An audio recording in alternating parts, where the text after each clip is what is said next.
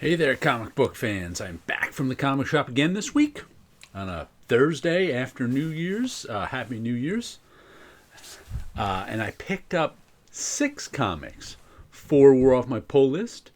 2 I picked up off the shelf. But let's start out, like always, with my top of the printer museum comics that I just put on top of my printer and look at the covers of all week.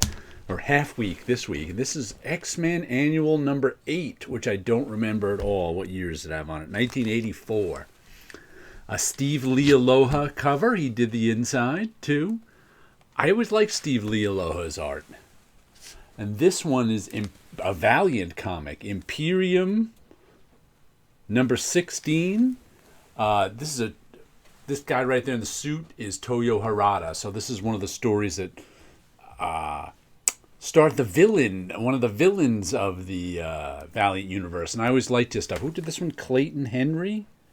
Yeah, I think this is a Clayton Henry cover. So I had these 2 on top of my printer since Saturday when I made my comic book haul video. Now I'll put 2 more there. Oh, and I picked up this too just because it was free. The IDW preview. Shows what's on sale from IDW in, what month is this? March, April. The solicits. So I figured I'd give a look to it. Oh, I see some artist edition stuff. Neil Adams Classic Artist Edition. Okay. Looks like a Paul Smith Artist Edition there too. We'll check that out. I think that there's no big previews now. Or if there is, it's not as big as it used to be. Because Diamond doesn't carry a lot of stuff. Let's see, what else do we have here? We have Uncanny Valley, issue number 7. This is the one, Tony Fleece and Dave Watcher. This is the one where the kid finds out he's half cartoon.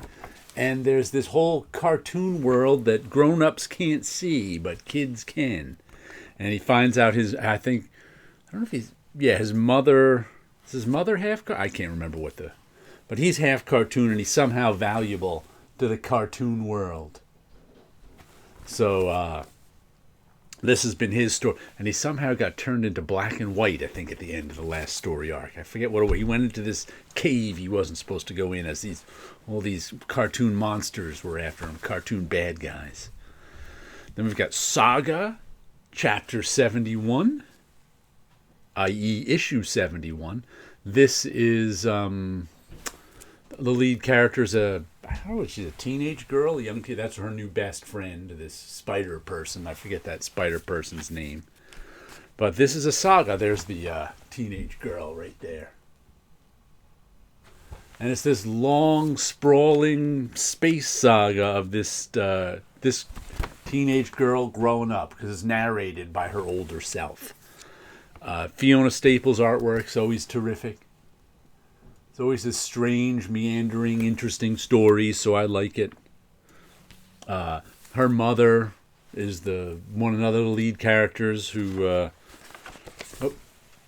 forget who that is. I don't remember.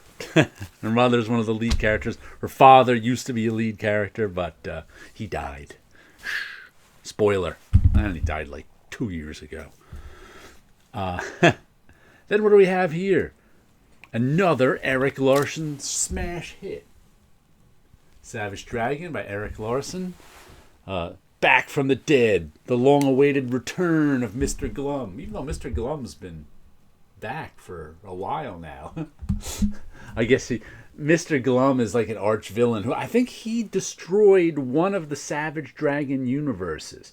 So Savage Dragon had his universe, I think at one point, like recently, all the multiverses got scrunched down to one universe. Before that, I think Savage Dragon's universe got destroyed twice. One time by Mr. Glum, and each time Savage Dragon just ended up on another Earth kind of like his. But in recent months, Mr. Glum, who's like in in this sort of negative zone. I forget what it's called, of the Savage Dragon Unit. It's like the negative zone in the Fantastic Four. He was exiled to there, but he's found his way back. He transferred his mind to the body of someone who knows Savage Dragon, but he ended up in jail, and the person figured out that. So now I guess he's getting his own body back and coming. And he's little too. He's a small guy, so it's funny to see him big. Hell on Earth is coming. Spawn, what is this, 260? 360, pardon me. I skipped 100 issues. Oh, my goodness. Todd McFarlane is back to writing. Rory McConville has been writing this for a couple of years now, and it's been pretty good. Now I see script plot Todd McFarlane, art Brett Booth, inks Adelso Corona, colors Robert Nugent, lettering Tom Orzechowski. And I started buying this one because it was the last of the $2.99 comics, and it still is, so I'm still buying it. But I'm not a huge fan of Todd McFarlane's writing. I think Rory McConville has been doing a terrific job on this book. So we'll have to see what Todd McFarlane has in store for. You would think Todd McFarlane's writing would have gotten better just having written so much, but he still makes some weird mistakes in his writing. But we'll see how this one is. 260. Is he going to be continuing? I'd like to know if he's going to be continuing writing it. Oh, and here's a couple of things I picked up off the shelf. We have got, this is the DC Comics Presents 26, $5 reprint. This is the one that's got the original Teen Titans insert in it. This was the first appearance of the new Teen Titans. Was in DC Comics Presents 26. And this was the one, matter of fact, I'm thinking now I may have bought a facsimile of this before. I don't remember. I just saw it on the shelf and decided, I wonder if this says second print or something somewhere in it. I don't, because now that I'm thinking, no, it doesn't say first print. Now that I'm thinking, I'm like, did I get a facsimile of this before? I don't remember. I'll have to look on my shelf. But otherwise, otherwise I don't have it, so I may as well get it. I have all the other, I have Teen Titans 1 through, I don't know when I stopped buying it, 40, whatever. And here's the other first issue I picked up, Dust to Dust, J.G. Jones and Phil Bram. I don't know if this came out this week or last week. I have a feeling I looked through it last week, but I don't remember. It's sort of this grayscale, yellowish art, yellow and brown, western-looking art. But I figured I'd give it a try this week. Why not?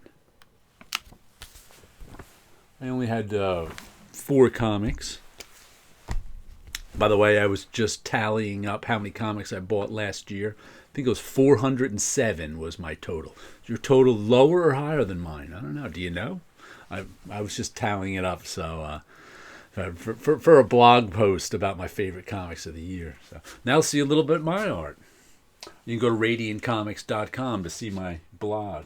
I just posted, I think 2 weeks ago, my favorite comics. Some student of mine asked me what comics I would recommend.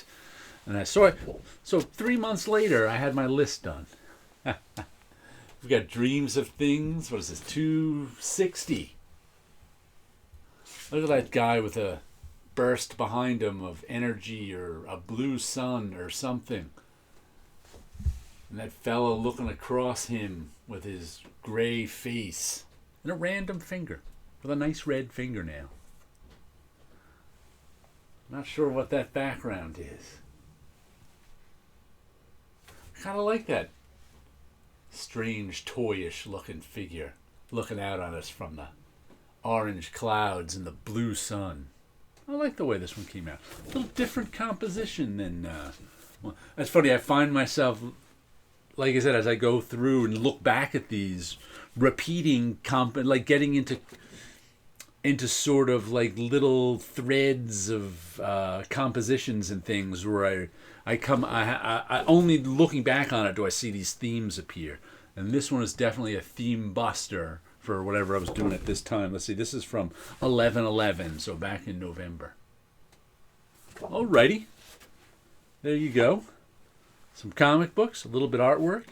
You guys have a happy new year.